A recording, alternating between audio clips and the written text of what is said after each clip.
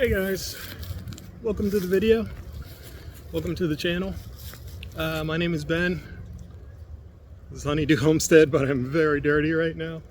I've been working around here, and I wanted to talk to you guys a little bit about something today. I guess it's a review, maybe not a review. We'll figure that part out.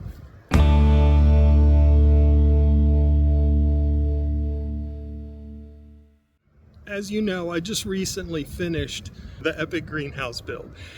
When I say finished, as done as I'm gonna be right now. Maybe in the fall I might pick up some new things to do in the greenhouse, like maybe start planting or something like that. But for the time being, I think we're good. A lot of things that I could be doing, but that's not what we're talking about today. I realized something when I was working on this greenhouse. You know, I'm not a spring chicken anymore. Yeah, I'm not 20 something anymore, that's for sure. This really took a toll on me. And I think I mentioned in the very beginning of this entire build project, I mentioned that this is probably the biggest build project I have ever done. Maybe the biggest one I may ever do. It was a monolith of a project, and I'm happy it's over with, but I'm so happy that I did it. That being said, I worked on it for a year, but my body feels like 10 years older right now. It really took a toll on me. There's a lot of other things that I would like to do on this property, and things that are just, they're gonna require muscle. You know, I look behind you. I can't work with this. I have to clear this out. I want to have a better line of sight right now, here in the spring, before we even leaf up. Visibility is about 10 feet. And after 10 feet, the trees have all basically just aligned themselves in a way that you just can't see any deeper. And so I would like to somehow, some way, start to thin this out. And if I was 20 something, you know, a chainsaw and a strong back might do the trick. It just might. But I've got a lot of land to take care of, and it would take me a lifetime to do it that way. Now, there will still be some chainsawing that has to get done, because I'm not going to go out and get some Let's Dig sized excavator or something like that. But I do need some muscle on the farm. So I wanted to talk to you a little bit about some of the options that I've been considering. We've got John Deere, although for me John Deere is not really an option. That's maybe a video for another time. But you have John Deere and you have Kubota. Those are sort of the top brands in terms of tractors. What other brands are out there, obviously, other than Deere and Kubota? We've got TYM and Coyote are probably the other two brands that come to mind. Obviously, Yanmar does some stuff too. But I will say, in my area, there's not a lot going on with Yanmar. There are Yanmar excavators and things from different dealers, but a Yanmar tractor dealer, not a lot going on here. So there is an LS one, but it's a really small one. It's a couple towns over, and I was really looking for a dealer that was a little bit closer. So that was number one. I wanted a dealer where if I had to get a tractor serviced, you know, I'm not going to have to load it up on a trailer, which I can't. I have a Tacoma. I could pull, you know, maybe a small, lightweight 25 horsepower tractor on a good, like a car trailer.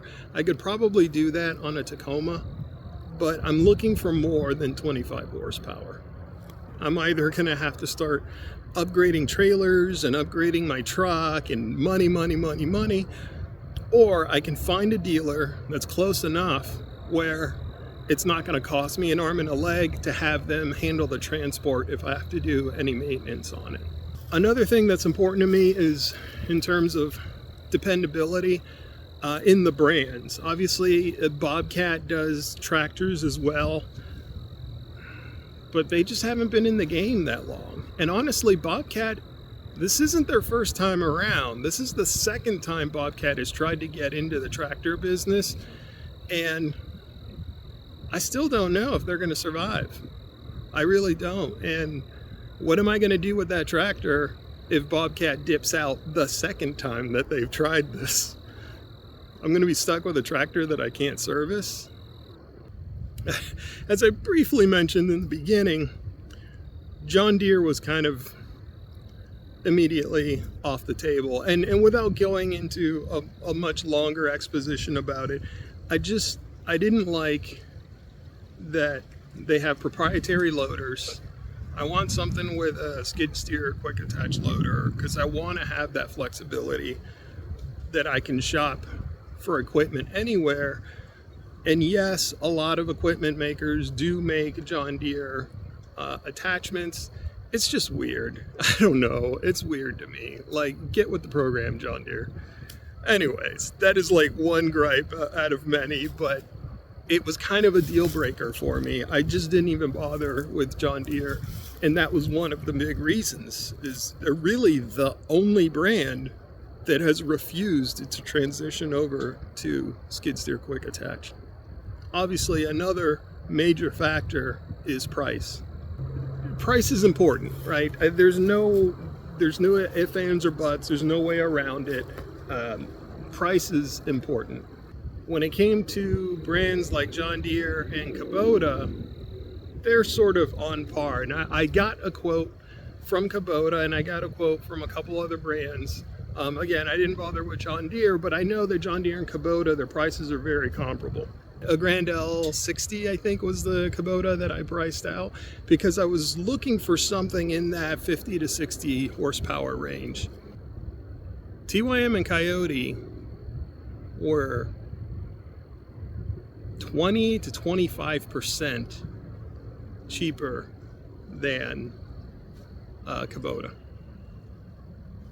20 to 25%. That is significant. I'm sure that Kubota has some bells and whistles that maybe I'm just not privy to. I'm looking for my first tractor. I'm sure the fit and finish, as some people like to tout with Deere and Kubota, maybe their hydraulics are a little bit smoother or something. I wouldn't know. I haven't been spoiled yet. Right? So that kind of wasn't a big deal for me. Not only was I concerned about the price, I was concerned about the specifications. I wanted to know, if I'm paying top dollar for, let's say, a Kubota, what am I getting for it? What's the lift capacity? You know, what of the 3-point hitch of their loaders? What's the breakout force of their bucket compared to TYM and Coyote, which are, well, better. If I'm being honest, the lift capacities on TYM and Coyote, there is enough headroom in their lift capacities that you could lift another Kubota with the lift capacity. It is insane. That part kind of boggles me. I don't know why Deere and Kubota are really just so weak in the hydraulics. And, you know, maybe there's a compromise there. Maybe the hydraulics are smoother, but they're not as powerful. Whereas maybe the hydraulics on TYM and Coyote, or maybe they're a little jerkier or something, but they have more lift. I don't know the apples to apples of why, but man, they got to step up their game if they're going to be asking those prices. So with that said, I guess we're down to 2. I think it's time to show you what I got.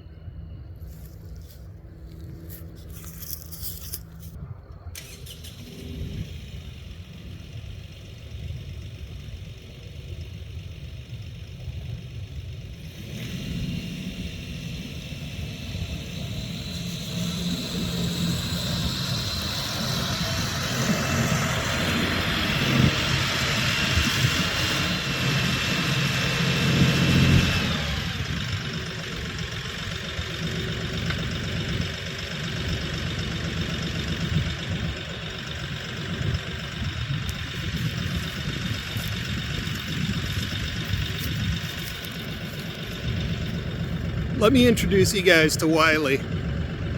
Let's go take a closer look.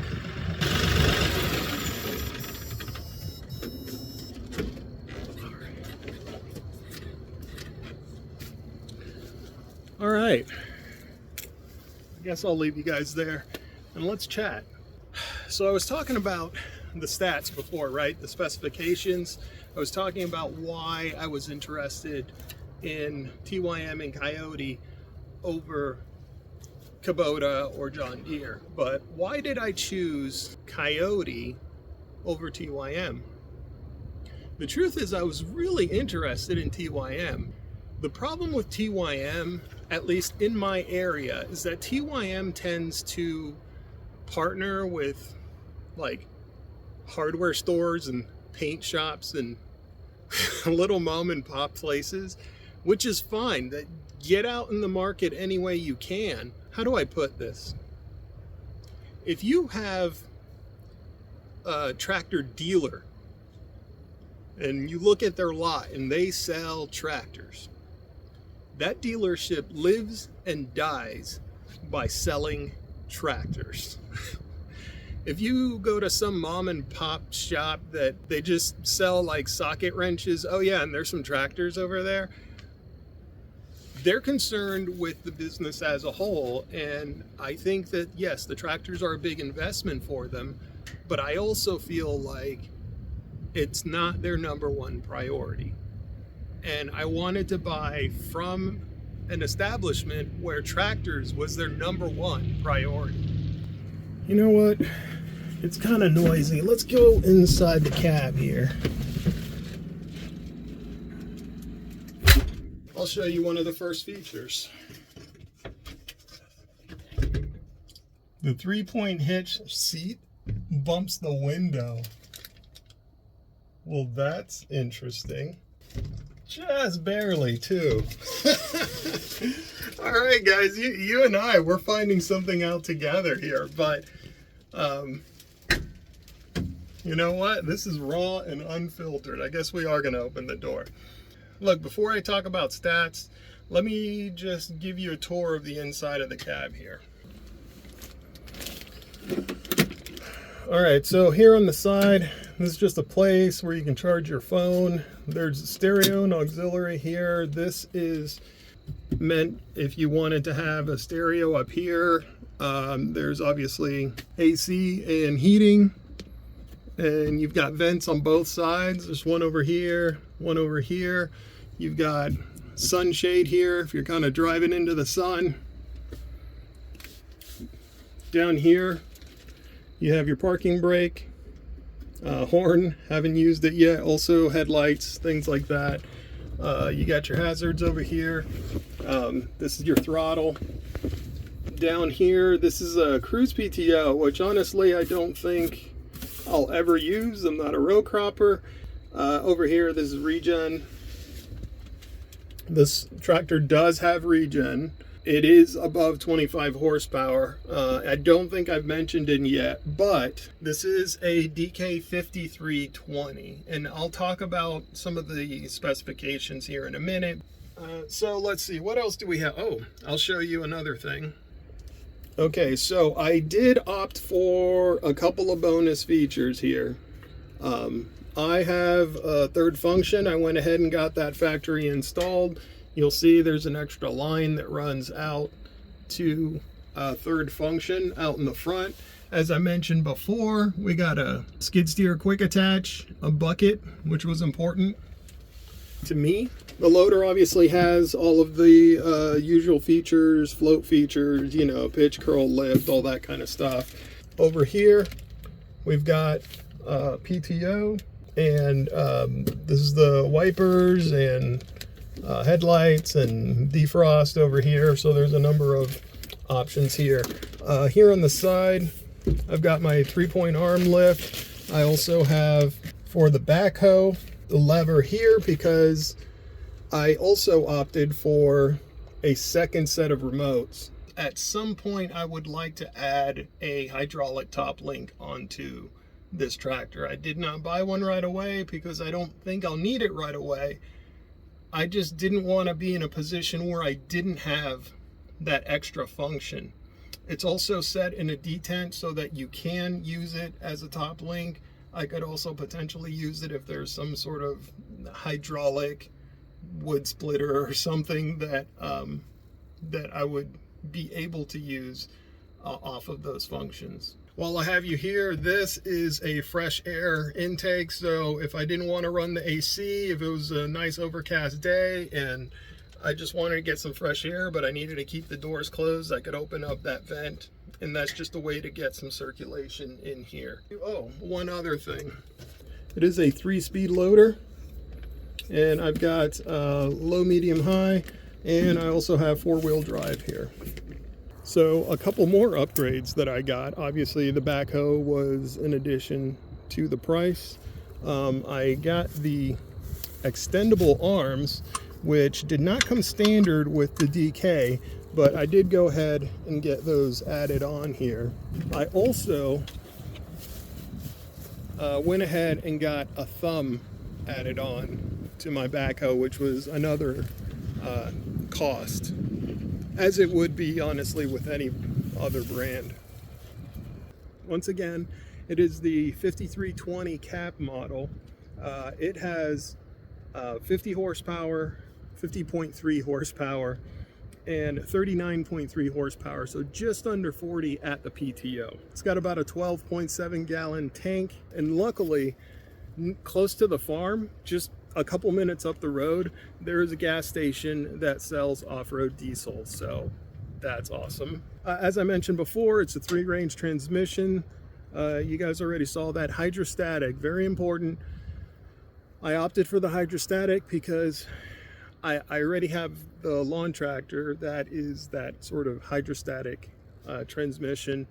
I also wanted something that would be a little bit easier for Mrs. Honeydew or Camera Girl to use, and so I opted for hydrostatic. I also personally did not want to add to the list of mental gymnastics that I would have to do while I'm already trying to learn how to use backhoes and use the loader and not break something and take things slow, and to have all of that going on, and also on top of just trying to figure out one of the gear transmission systems. Hydrostatic is just simple. You just push the pedal and it goes, and that's what I really like about it.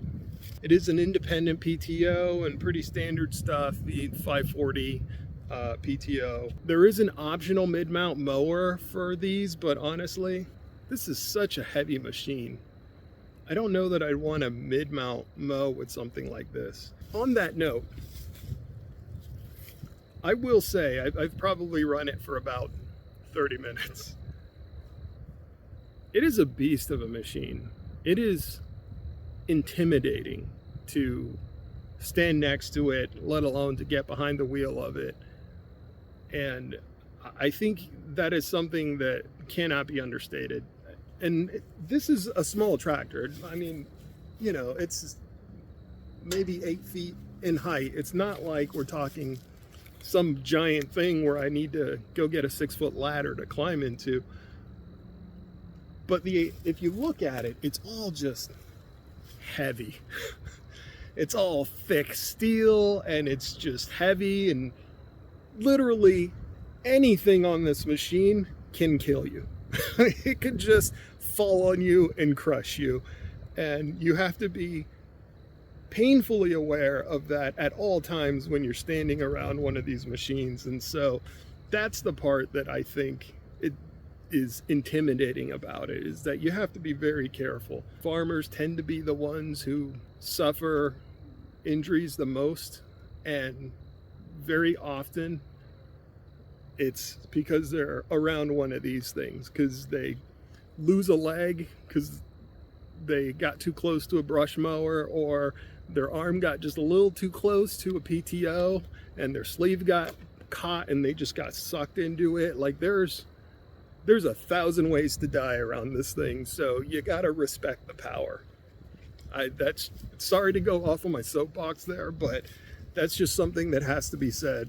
I know a lot of people joke about these things, and you know, they call them toy tractors and stuff. call it whatever you want. This thing can kill you. So respect it. Okay, the pump, the max flow on the pump, 69.49, about 16 and a half, did I say 16? 16.49 gallons per minute, 62 roughly liters per minute. It is a category 1 hitch. If I had gone with the DK60, along with that extra 8 horsepower, it would have gone to a category 2 hitch. But honestly, I don't know if I want a category 2. Everything in category 2 is just more expensive. It's beefier, of course, but you're getting into that big ag territory when you start talking about category 2 and up. And I think peaking out at the top of category 1, I think I'm okay with that. The max lift capacity, now this is at the 3-point hitch, is 2,716 pounds. 2,700 pounds off the 3-point hitch. That's crazy. That's crazy. All right, it's got hydraulic power steering, and this puppy can go a top speed of 18.42 miles per hour. I bet I could probably get it up to 19 if we're going downhill. Look out, F1, here I come. All right, so the overall length, 125 inches, that is just the tractor. That does not include another 4 feet that the loader puts off. That doesn't include the other 5 feet that the backhoe puts on. Once you have a loader and a backhoe on this thing, brother, it gets long, very quickly. So if you plan on storing this thing indoors, you better make sure you got a pretty good sized garage. You're gonna need at least a 24-foot deep garage. So if you got like a 20 by 20 garage and you have a loader and a backhoe, something's gonna have to stay outside. All right, the overall width, 62.8 inches. The overall height for the DK 5320 is 93 inches with the cab. Strangely enough, it's actually taller. It's about 98 or 96.8 inches if you have the roll bar and it's open cab. So it's actually a little lower in the cab. So the wheelbase, that's basically from the front to the rear wheel, is 71.3 inches with a minimum ground clearance of 14.5 inches. The weight with the ag tires, 4,043 pounds. This is a heavy tractor, but it needs to be because it's a 50 horse tractor that has a PTO that's trying to lift 2,700 pounds. This thing can lift some weight and it needs weight on the tractor. Now, I did not put any liquid in the tires. I asked about rim guard, and they actually don't do rim guard at this dealer, but they do some kind of ethanol and water mixture or something. I wasn't sure how to feel about it. They felt very strongly about it. I opted not to put any liquid in the tires because I could get that done anytime. And I already had the backhoe as a ballast. And I'll get to the backhoe here. Actually, now we'll start talking about the backhoe and why I'm using that as ballast. So I went ahead with the 18-inch bucket. The 18-inch bucket on its own is about 70 pounds. And the backhoe itself has a shipping weight of about 1,100 pounds. So you figure all in, backhoe and the bucket, it's somewhere around 1,200 pounds by the time you're all done. That's not a bad ballast in the back. I'm sure if I weighed the tires down, I could do more, but again, if I'm driving this thing around the farm on the property, I'm not really looking to just crush the ground. It's not an agricultural tractor, it's a homestead tractor. I'm not going to go into the details about the digging depth and length. If you guys want to know about that stuff, leave a comment down below. I can always make another video about it. But for now, just know this. I've tested it a little bit. I've been running this puppy for a good solid half hour now. So I'm a professional. You really should trust what I have to say. I've been pulling up trees and, you know, just digging holes and testing it. And really right now, I'm not trying to be incredibly productive. I'm just trying to get some seat time. You know, I'm really trying to get the controls down. I'm finding that, and you guys let me know in the comments, but I find that the left stick on the backhoe is super sensitive. So I have to be very, very soft to the touch with the left stick. So you guys let me know, is that normal? Are all backhoes like that? Because holy cow, that thing will rattle a tooth loose. So you got to be really careful. The loader itself, let's see if I can find the weight for you. The approximate weight with the bucket is about 1,000 pounds itself. So it's about almost 1,085 pounds with the bucket. You're talking about additional weight on the front, and then obviously the ballast weight on the back. So these sort of counter each other, and then the weight of the tractor handles any load that it puts in. Now, I will say, I've taken a couple of pretty big scoops into the ground, and I haven't, you know, driven into a pile full of gravel or anything like that. I've just been scooping dirt around the property. I've been fine. I haven't bucked or felt like I was a little loose on the back tires at all. It picked up the dirt just fine. So I think the backhoe is plenty ballast. If you're just doing regular dirt work and digging some holes and moving some dirt, you'll probably be just fine. If you're moving, you know, big piles of riprap and gravel, well, I don't know. I haven't done that, so I can't tell you if you'll be fine without ballast weight. Yeah, that's it. DK5320 hydrostatic cab. I got some muscle on the farm. I'm really hoping that this is going to alleviate my back a little bit.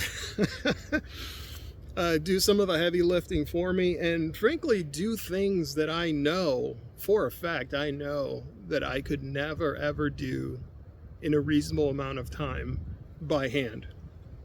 Like digging into just hard packed virgin soil to try to dig up a pine tree that's got a massive taproot. Am I going to do that by hand? It would take me a week to dig up one tree. I've got a lot of stuff to do, so I needed this muscle. I really did. And I say that this is my tractor, and I say that I bought it. The truth is I'm making payments on it. And so as long as they don't repossess it, it's mine. I'm gonna go get some more seat time. I gotta really figure this thing out, and I know it's gonna take me a very long time. I'm going slow, I'm respecting the machine, and I'm just trying to learn. So this video was definitely not here to tell you how to do something with the tractor, because to be perfectly honest, I don't know how to. I'm figuring it out. Anyways, that's it, guys. As always, y'all be good. I'll see you on the next one.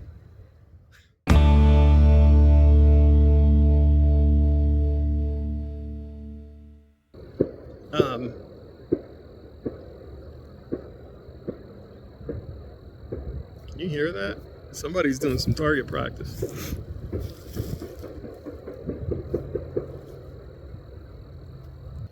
Ooh, gotta squeeze my button here a little.